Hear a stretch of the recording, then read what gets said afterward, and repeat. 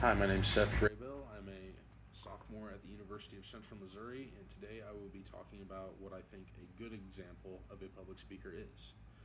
And first, before I get into my story of what I think a good public speaker is, let me go over some key points that I think a public speaker needs to have. The first point is confidence. I think that whatever speech you are doing, you need to go into it headstrong, somewhat knowing what you're gonna say, and just really lead yourself with passion. And try not to stutter, and things like that are always very important. Next, I think it's really important to connect with your audience. I think that if you can find some common ground to relate with or do some research before your speech, that you can really find that your audience will be more compelled by you when you're speaking to them if you can relate to information that they understand.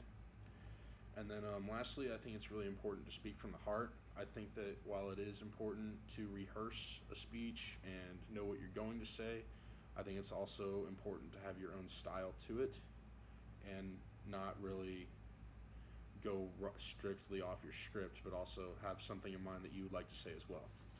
And so moving on from that, I chose Robert F. Kennedy's speech to the people of Indianapolis after the death of Martin Luther King Jr. And I chose this because I think it is the perfect example of everything a public speaker should be.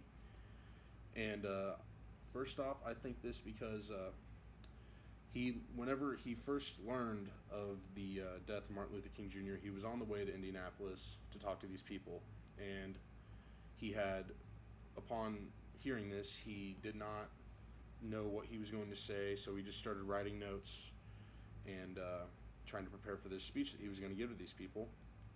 And the police had let him know. They said that if riots were to break out or anything, they wouldn't be able to protect him because he was in the heart of the African American ghetto. And so regardless of hearing this, he still decided to go on with the speech. And when he got there, he saw that he would be speaking on the back of a flatbed truck, and he had his notes in his hand, and he decided to ditch the notes and just speak straight off the top of his head, or from his heart, if you will. And I think that I thought that was really cool that he was that confident that he could do that. I can't imagine being in the moment of what was going through his head, or how he even was able to overcome that fear. He definitely had to have a lot of confidence and courage to get up in front of these people and just go straight off the top of his head, not knowing what he was going to say. And so to start his speech, he tries to relate with these people, and this is where it kind of comes into connecting with the audience.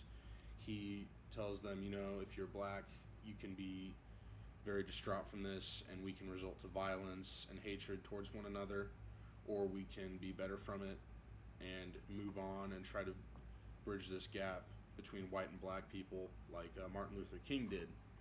And he also brings in the point that, a lot of you probably hate white people at this moment, if you didn't already, because the people who killed Martin Luther King were white. And he says that I can share that with you because my brother JFK was also killed by a white man. And so I think this really does a good job of bridging that gap between black and white, and these people kind of understand like where he's coming from more. And lastly, like I said before, I really think that he does a good job of compelling his audience by speaking from the heart.